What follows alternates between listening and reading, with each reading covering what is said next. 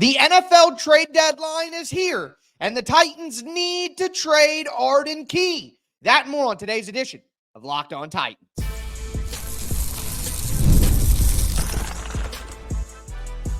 You are Locked On Titans, your daily Tennessee Titans podcast, part of the Locked On Podcast Network, your team every day. Welcome to the Locked On Titans podcast. I am your host, Tyler Rowland. Titans fans, today's edition of Locked On Titans is brought to you by Game Time. Download the Game Time app, create an account, use the code LOCKEDONNFL for $20 off your first purchase. On today's show, we're going to talk about the NFL trade deadline, who the Tennessee Titans should trade, who they can't trade now. Also, we're going to talk about two major injury updates. The Titans lose two important starters for the year. What do they do now? Also, I'm just going to calm your guys' concerns about where the Titans are picking in the draft as things stand right now. Before we get into all of it, do want to thank you for making the Locked On Titans podcast your first listen each and every day. Remember, Monday through Friday, Tennessee Titans content all year round, always for free. Make sure that you get subscribed, stay subscribed. It's your team every day. Speaking of every day, shout out to my everydayers out there tuning in Monday through Friday. Couldn't do it without you guys. If you aren't an everydayer, you need to be one, because tomorrow I'm going to break down all of the trade deadline action if the Titans make any more moves. We do got to look ahead to a game across the country against the Los Angeles Chargers as well. So again, make sure that you get subscribed, stay subscribed. It's your team every day. Well, like I said, the NFL trade deadline is at 4 p.m. Eastern on Tuesday. Honestly, the NFL trade deadline, probably the biggest thing happening in America on Tuesday. Maybe. I think that's fair to say. And the Tennessee Titans need to continue to be sellers. So, look, I know that the Tennessee Titans won that game against the New England Patriots. And while they're 2-6, you look around at the AFC, and I guess if you wanted to convince yourself the Titans could push for the final wild card spot, if they turn things around and they make a run, and okay, you could do that. But I'm sorry, I'm not going to be able to get to that point. The Tennessee Titans are not making the playoffs. I honestly would be surprised if the Titans won more than 2 games the rest of the season, like a 20-17 overtime win, ugly win against the New England Patriots, who I also think are one of the worst 5 teams in the NFL. That is not going to change my mind on what I think this team is. And hopefully it doesn't change Rand Carthon's mind on what this team is. I've had people ask, should the Titans be sellers? Well, folks, they already are. Selling away DeAndre Hopkins, selling away Ernest Jones. Like, the Titans have already told you, we know that this team is not going to make a run. We know that this team is not going to make the playoffs, and we are looking to sell off pieces. And I think the number one piece that the Titans should be looking to sell off, and not only are they looking, we already have heard confirmation that there are conversations being had, it's Arden Key. And Arden Key having 4 sacks in the last 3 weeks is great news for the Tennessee Titans. Now, here's the reality. Arden Key does have another year on his contract. So you could say, why would you get rid of Arden Key? Bring him back next year. He's starting to play very well. He's helping the pass rush, blah, blah, blah, this and that. But I just don't think that Arden Key is a good enough player to hold and want to keep for next year. The reality is, outside of this little stretch where Arden Key has been good, last year, mostly unimpactful. This year, yes, he's had a good stretch, but Arden Key is also a player who has bad moments. If you look at yesterday's game, he's the guy who dove at Drake May's legs and missed and allowed Drake May to run around for 11 seconds. There's also a big play late in that game where Arden Key makes an inside move. He gets beat, and he just stops rushing. Like, Arden Key has good moments, but he doesn't have enough good moments. I continue to say he's not a starting level player in the NFL. He is a tertiary rusher. He is a third rusher, and he would fit perfectly behind 2 starting edge rushers. That's where in San Francisco, he got his career back on track. In Jacksonville, he earned the contract that he got from the Titans. And I don't think the Titans ever paid $7 million a year for Arden Key. It's been an okay value. But the point that I'm making is Arden Key isn't such a good player and such a reliable player and a confirmed starting level edge rusher that the Titans need to keep him around. I just don't think that is something that needs to happen. So if they can capitalize right now And according to Diana Rossini from The Athletic, the report came out over the weekend, the Tennessee Titans and the Arizona Cardinals have had discussions about Arden Key. And the Cardinals had a pretty good pass rush performance against the Chicago Bears. I think they had 6 sacks on Sunday, so maybe their interest is cooled, but hopefully not. Hopefully they look at Arden Key and they say, we add him to this mix and we can make a push to win the NFC North. That's what I want the Cardinals to be thinking. And Monty Ossenfort, who used to be with the Tennessee Titans front office, who's the general manager for Arizona now, he's somebody who knows about Arden Key and was around for some of the conversations that were had before Arden Key was brought in. So to me, I would love to make that deal now. A lot of people instantly ask, what would the Titans get? For me, realistically, I think best case scenario for Arden Key, you're looking at a 5th round pick. Worst case scenario for Arden Key, it would be a 6th round pick. If it's anything lower than a 6th round pick, then I'm simply not interested because I don't feel that you're getting proper value. A 7th round pick to me is nowhere near the 5th round value that I think that they should be able to get. So if it were me, I would be looking for a 5th round pick. If you can't get the 5th, I would take a 6th round pick from anybody, really, for Arden Key. But I think getting Jalen Harrell more opportunities. Jalen Harrell could be your 3rd edge rusher next year. And then you'll have Harold Landry. You'll have Jalen Harrell as your 3rd rusher. Hopefully the Titans are able to draft or add somebody in free agency that can be that 2nd starting edge rusher for them. But I would absolutely be looking to deal Arden Key. Now, other options, I continue to say Nick Folk. Why would the Titans have a 40-year-old kicker? You know, that's something that you would have if you're a playoff team. You know that you're going to be in close games. You know that you need to eke out wins. Like, Nick Folk has been great, but there are teams out there that are struggling at kicker that will be playoff teams, and I think they could have some interest. Now, you're probably only looking at a 7th round pick at that point, but again, it's a 40-year-old kicker that probably won't be here next year, and you're a team that isn't really, going to be a playoff contender. So it doesn't really matter to me. Now, sadly, I think that Quandre Diggs would have been an excellent trade option. I think a player like Dylan Radins might even have been a trade option for the Titans. But Dylan Radins missed last game with an injury, and unfortunately, Quandre Diggs going to be out for the season, and that kind of limits the trade options the Titans would have. Jeffrey Simmons, Calvin Ridley, L'Jarius Sneed, Harold Landry. I don't like any of those options. I don't think first, Simmons, Ridley, and Sneed are not being traded. It doesn't even make sense if you look at the money and the guaranteed money the Titans would have to swallow. That's not happening. And Harold Landry is a guy who I think is too important to the team and can keep around for next year when the Titans hopefully are a more competitive bunch. But let's talk about these major injuries, one on offense, one on defense, and what the Titans do from here. Before we do want to let you guys know that today's episode is brought to you by Game Time. Game Time is the best place to buy tickets, period. Why, you might ask? Because they have the best features in the industry, and they just got a new feature called Game Time Picks that makes getting tickets to see your favorite teams play live even easier. Game Time Picks filters out the fluff to show you only incredible deals on great seats so you don't have to waste time searching through thousands of tickets. And Game Time Picks isn't the only great feature, of course. They still have a panoramic view from your seat so you know what you're going to be looking at when you sit down. And if you toggle on the feature in the app, you're going to get all-in pricing. So the price that you see for your tickets is the price that you pay for your tickets. Take the guesswork out of buying tickets with Game Time Picks. Download the Game Time app, create an account, use the code LOCKEDONNFL for $20 off your first purchase. Terms apply. Again, create an account, redeem the code LOCKEDONNFL for $20 off. Download the Game Time app today. What time is it? Game time. Today's episode is also brought to you by FanDuel Sportsbook.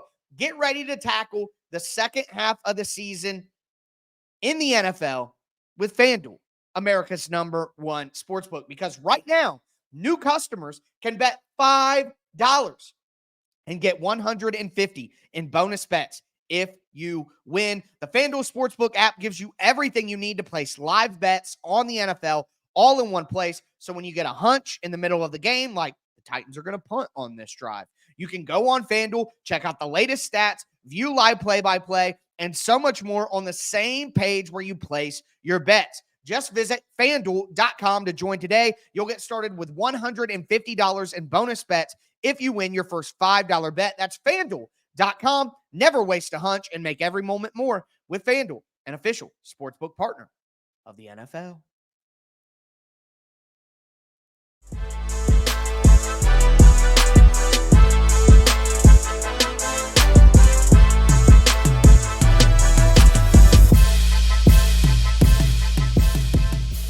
Titans fans, let's continue today's edition of the Locked On Titans podcast. Talked about some trade options the Titans would have. I really think Arden Key is their only realistic trade option right now, considering some of the injury situations the Titans are facing. And we're going to talk about those injuries now. At the end of the show, I'm just going to go on a little bit of a Rollins rant to talk about people freaking out about the Titans draft position, which I think is completely unnecessary, if I'm honest. But let's talk about these injuries because, man, I said it in my little short video that I put out, but even when the Titans win, the Tennessee Titans lose. Before I dive in, thanks again for making Locked On Titans your first listen each and every day. It's your team every day here on the Locked On Titans podcast. But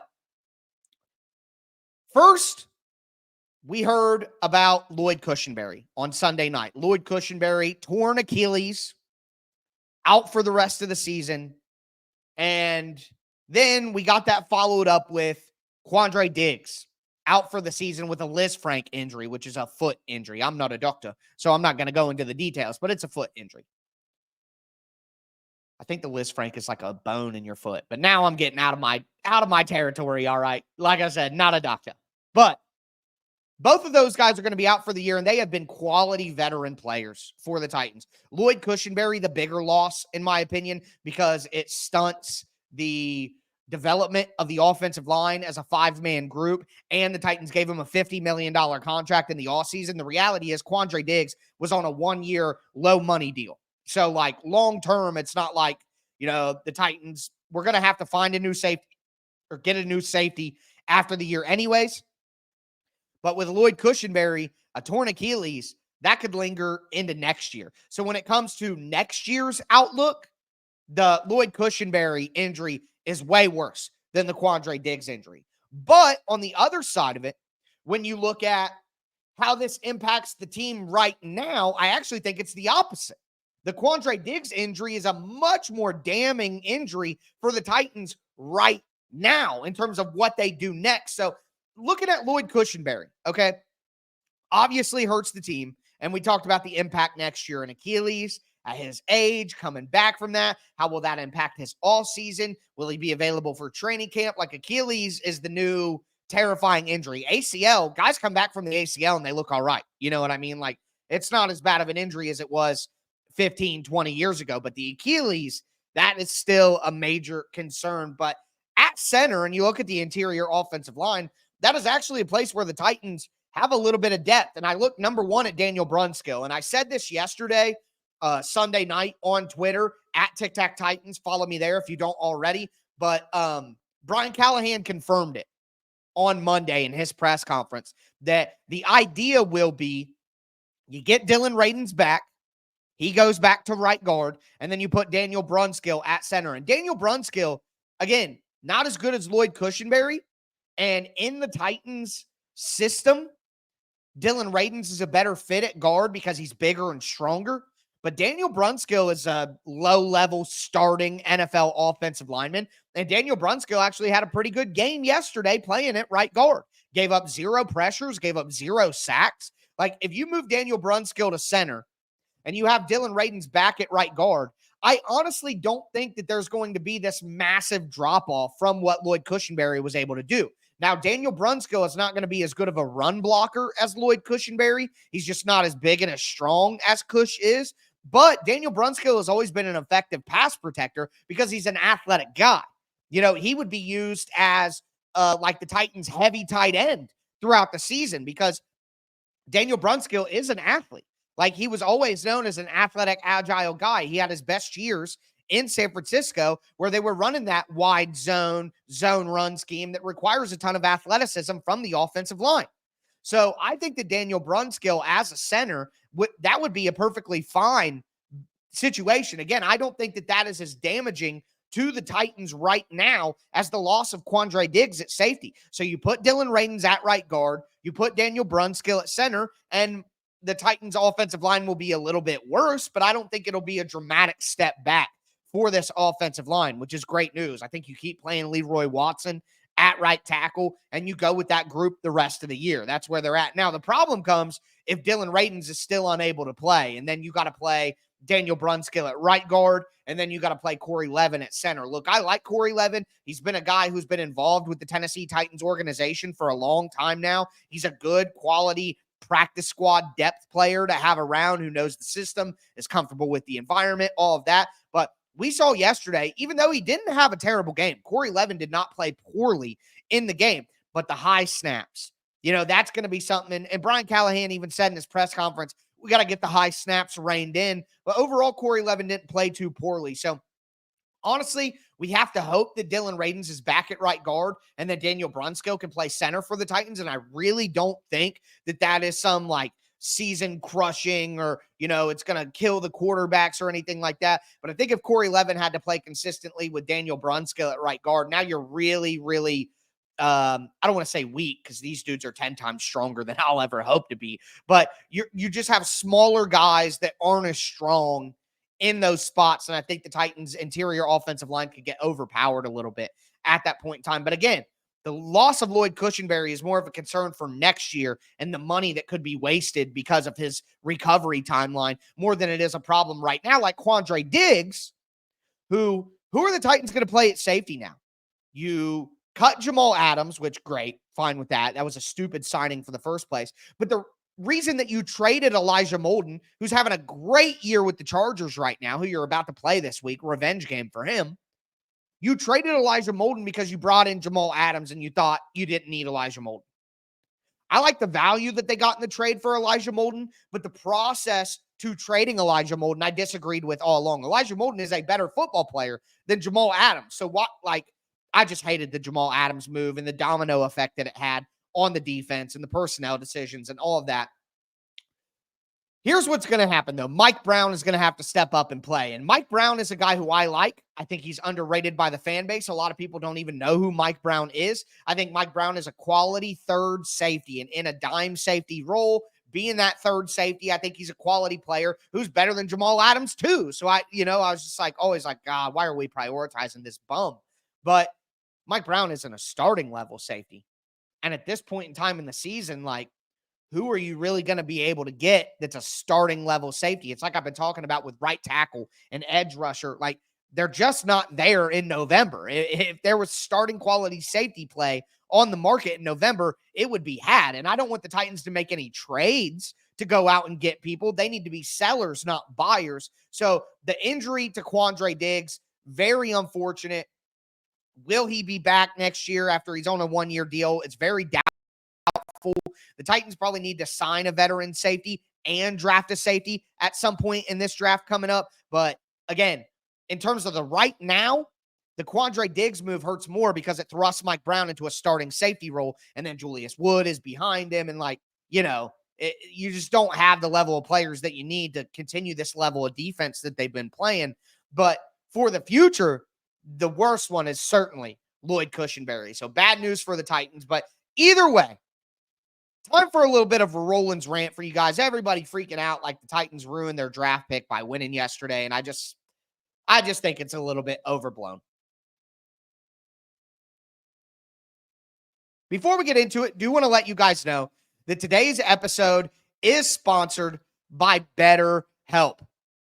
Look, I want to take a moment to say thank you to someone in my life. Shout out to my fiance who puts up with my constant work schedule, which is literally 8 to 1 a.m., 3 days a week, all the football that we have to watch, all of that. And this month, it's all about gratitude. And along with my fiance, who I just mentioned, there's another person that I don't think quite enough, and that's myself. And you guys need to thank yourselves a lot more as well. Sometimes it's hard to remind ourselves that we're trying our best to make sense of everything in this crazy world, and that isn't easy. Here is a reminder to send some thanks to the people in your life, including yourself. I've worked with BetterHelp before. It was a fantastic experience. So if you're thinking of starting therapy, you need to give BetterHelp a try. It's entirely online. It's designed to be convenient, flexible, and suited to your schedule. Let the gratitude flow with BetterHelp. Visit BetterHelp.com/lockedon to get 10% off your first month today.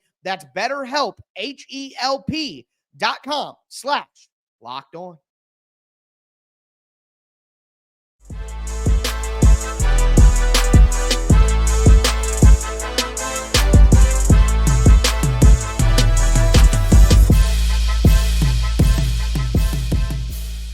Titans fans, let's cap off today's edition of the Locked On Titans podcast. We talked about the move the Titans need to make before the NFL trade deadline, trading Arden Key, hopefully to the Arizona Cardinals. Talked about where the Titans go from here after some major injury news to two starters.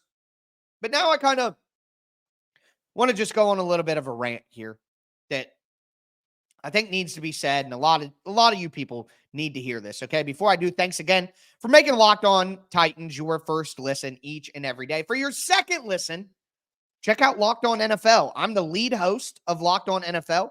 You get all your Titans news here with me in under 30 minutes every day. Get your NFL news with me in under 30 minutes every day with Locked On NFL, part of the Locked On Podcast Network, your team every day. But you know, some people are freaking out about that Titans win, and really what it goes back to is what I was saying at the end of last week. I said it on Thursday in the crossover, said it on the Friday game plan episode. The Titans can absolutely afford to beat the New England Patriots. It is not going to hurt their draft pick going forward. It's just simply not. I mean, you look at, so I posted it on all my socials, but the Titans dropped this weekend from picking number 2 to picking number 9. And again, a lot of people freaking out about that. The Titans just ruined their draft pick. They can't get a quarterback. They aren't going to get a blue chip, blah, blah, blah, this and that. And guys, the Titans have already had their bye. And basically 7 of the 8 teams in front of them have not had their bye. So the Titans are going to lose another game that these other teams have already played. You know what I mean? Like, that is going to factor in. A lot of the teams in front of the Titans in terms of high pick have lost 7 games, and the Titans have only lost 6 because they played an extra game because they didn't have their bye. So that's going to equal out and even out as well. Also, let's be real here. You know why I'm not concerned about this? You know what really, really doesn't have me concerned about the Titans draft pick? How many games are the Titans going to win the rest of the year? Think about it. They go across the country to play the Chargers next week. They ain't winning that game. They ain't beating the Chargers. The Chargers are going to bully the Titans. What are we talking about? And then they come home and they play the Minnesota Vikings. Look, the Vikings aren't as good as their record says, in my opinion. But Brian Flores is going to eat Will Levis alive. And without Quandre Diggs, the middle of the field defense is going to be even worse for the Titans. You think they're going to stop Justin Jefferson? No. And then they play the Texans. The Titans aren't beating the Texans. Not in Houston. That ain't happening. And then from there, they play the Commanders. We thought that was a winnable game. The Commanders are going to shred the Titans. They just made Drake May look like Mike Vick. What's Jaden Daniels going to do? Come on. Now, the Titans play the Jaguars at home after that. I think the Titans will probably win that game. The Titans could beat Jacksonville, one of the 2 remaining matchups, for sure. That would be 3 wins. And then they play the Bengals. I honestly think that's the one game where if the Titans could pull an upset, it's that, because there's going to be so much emotion with the former Bengals players on the team and with Brian Callahan being a former Bengal. Like, that's going to be a win-one for the Gipper type game. So I can see the Titans maybe winning that one. And then they play the Colts again. They lost to Indy at home. You think they're going to beat Indy in Indy? I don't. And then they play Jacksonville at Jacksonville. I honestly think Jacksonville is a better football team than the Titans. So I'm not convinced that the Titans are going to beat Jacksonville either of those times. And then they finish with the Texans again. Like, how many more games are the Titans realistically going to win? 1, 2 at max. So, look, I know that a large portion of the fan base is more concerned about the draft pick right now. I'm not even going to tell you that you're wrong for being more concerned about the draft pick. Like, I get that. Trust me, I do. But at the same time, come on, folks. The Titans won a second game. They haven't won in forever.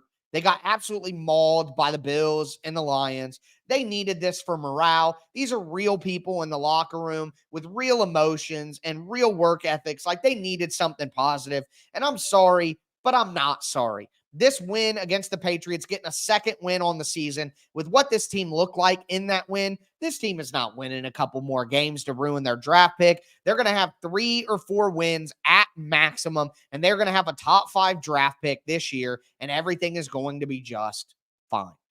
So if you're somebody freaking out about the draft pick, I'm just encouraging you to relax, calm down. It's not like this team is about to go on a run or something. This isn't some turning point, and having 2 wins instead of 1 isn't going to dramatically change where they're at, because the other teams around the Titans are going to win more games. Like, there are better teams in this grouping with the Titans than the Titans. I think the Titans and the Panthers and the Saints are like the worst teams in the NFL. So I'm just not overly concerned that the Titans are all of a sudden going to start winning games and ruin their pick. That ain't happening, folks. So just enjoy the win for what it was, and don't try to make it some concerning thing that, they've ruined their draft pick. They have not. It'll be fine. The tank continues, and especially after losing Cushenberry and losing Quandre Diggs, like, this thing ain't getting better, okay? So everyone can have their cake and eat it too. Get to celebrate a win and know that the draft pick is not going to be, irreversibly damaged in any way. But with that being said, that is going to do it for me today, folks. As always, I am your host, Tyler Rowland. Make sure that you throw a thumbs up on the video. Throw a tighten up down in the chat if you're watching on YouTube. But as I tell you every single time, thank you for tuning in to the Locked On Titans podcast.